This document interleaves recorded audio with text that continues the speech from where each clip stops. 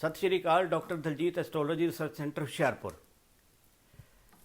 लाल किताब में एक फरमान में बताया गया है कि औरत का स्वभाव कैसा होगा या पति का स्वभाव कैसा होगा। शादी के बाद हम आम तौर पर देखते हैं कि कईयों का स्वभाव नहीं मिलता और 36 गुण इसीलिए मिलान किए जाते हैं वैदिक एस्ट्रोलॉजी में कि भाई उसका देखा जाए कि टेम्परामेंट कैसा है, जॉब के लिए कैसा है, हेल्थ के लिए कैसा है। तो आज एक बड़ा ही ये गुप्त रहस्य है लाल किताब में और हाथ की रेखाओं से कि कैसे हम पहचान सकते हैं कि व्यक्ति का जीवन जो है वैवाहिक जीवन वो सुखमय रहेगा या वो ठीक नहीं रहेगा, उसमें काफ़ी तकलीफ़ें आएंगी उसे। पहले हम बात कर लेते हैं कि योग शादी का कब आता है। एक वर्ष है लाल किताब में कि पहले, दूसरे, 10वें या 12वें बुध शुक्र जब बैठा हो, शनि मदद दे 1 या 10 से साल शादी का होता है। यानी कि पहले भाव में, दूसरे भाव में या 10वें या 12वें भाव में बुध या शुक्र आ जाएं और शनि में मदद दे रहा हो 1 या 10 खाना से, तो वो अच्छा साल जो है शादी का होता है। वैसे हम देखते हैं कि भी शुक्र यहाँ पर भी आ जाए 7वें में या पहले में, या बृहस्पति आ जाए या चौथे में शुक्र आ जाए और ये दोनों भाव जो हैं दूसरा और 7वां खाली हो, तब भी साल शादी का होता है। मगर आज का मौजू है कि भाई औरत के टेवे में कैसे पहचाने कि भाई वो उसका पति जो है अच्छा मिलेगा कि नहीं मिलेगा, उसका स्वभाव अच्छा होगा कि नहीं होगा, और जो व्यक्ति है उसके टेवे में भी देखें कि कैसे औरत उसको मिलेगी, अच्छी स्वभाव की मिलेगी या नहीं मिलेगी। मैंने अनुभव किया है कि भी यहाँ पर अगर 7वें घर में चंद्रमा बैठा हो तो औरत का रंग आमतौर पर साफ होता है व्यक्ति से, या उसका मुंह जो है चंद्रमा की तरह गोलाई लिए होता है। तो औरत के टेवे में बृहस्पति अगर 4 में हो, किसी भी औरत के टेवे में बृहस्पति 4, तो शादी उसकी जल्दी हो जाती है, उसको दिक्कत नहीं आती अगर उसके ऊपर कोई कुदृष्टि ना पड़ रही हो। और औरत के टेवे में अगर सूर्य, मंगल, गुरु इकट्ठे हों तो उस औरत का ससुर न होगा। ये आजमा कर देखिए आप।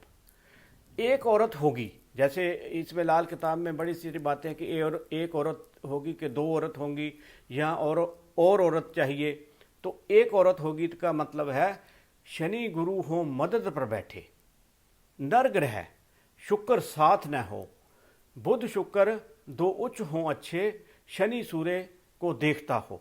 जैसे शनि सूर्य को देखता हो तब भी एक ही औरत होगी उस इंसान की, या एक ही पति होगा उस औरत का जिसके टेवे में वो होगा। ये योग होंगे।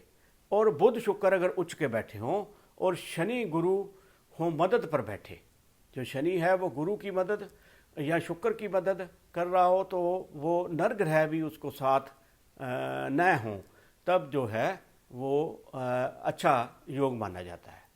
बुध पहले या छठे में बैठा, असर शुक्र न मंदा हो। किसी भी औरत का या व्यक्ति का अगर बुध पहले भाव में बैठा हो या छठे भाव में बैठा हो तो उसको कभी भी मंदा फल नहीं मिलता है और सुख गृहस्थी पूरा होगा। एक शादी ही करता हो, ऐसे व्यक्ति की एक ही शादी होती है अगर बुध जो है 1 भाव में या 6 भाव में बैठा हो। तो अब बात करते हैं कि भाई हाथ की रेखाओं से क्याफा का बहुत जिक्र है, हाथ की रेखाएं भी साथ में देखनी जरूरी हैं। तो अगर हाथ की रेखा में यहाँ पर ऊपर अगर मनहूस का मतलब है भी अच्छा ना होगा। अगर किसी के यहाँ पर 2 या 3 रेखाएं होती हैं जो शादी की रेखा कहते हैं, मैरिज लाइन जिसे बोलते हैं, तो कहते हैं अगर छोटी लकीर ऊपर हो, जैसे छोटी लकीर यहाँ पर ऊपर दिखाई गई है, ऊपर हो और बड़ी लकीर जो है वो नीचे हो, तो शुक्र का फल खराब। अगर बड़ी लकीर नीचे, जैसे बड़ी लकीर यहाँ पर नीचे है, तो शुक्र का फल खराब ही होगा। तो शादी का फल मनहूस ही गिना जाएगा, शादी का फल इसमें मनहूस ही गिना जाता है। अब कहते हैं कि भाई अगर बड़ी लकीर ऊपर हो, जैसे इधर उम्दा बड़ी लकीर अगर ऊपरली तरफ हो, बुध की माउंट की तरफ हो, बुध की लकीर की तरफ हो, अपना उंगली की तरफ हो, अगर बड़ी लकीर ऊपर और छोटी लकीर नीचे हो तो शादी मुबारक उम्दा फल देगी, गृहस्थ में सुख प्राप्त होगा। अगर 2 शाखी जैसे कि एक शाख ऐसे निकल जाए, एक शाख ऐसे निकल जाए जो मैरिज लाइन है, तो तब भी फल जो ये यहाँ बनाकर दिखाई दे गई है, तब भी फल जो है मंदा ही होगा। ये डाइवोर्स का कारण भी बनता है अगर दो शाखी मैरिज लाइन हो। अब बात करते हैं रंग व स्वभाव का। रंग मैंने बताया कि अगर यहाँ पर शुभ ग्रह बैठे होंगे, सफ़ेद रंग हो, जैसे शुक्र बैठा हो या चंद्रमा बैठा हो, तो रंग साफ वाली ही औरत या रंग साफ वाला ही मर्द औरत को मिलेगा। ये 7वें घर से हम देख सकते हैं।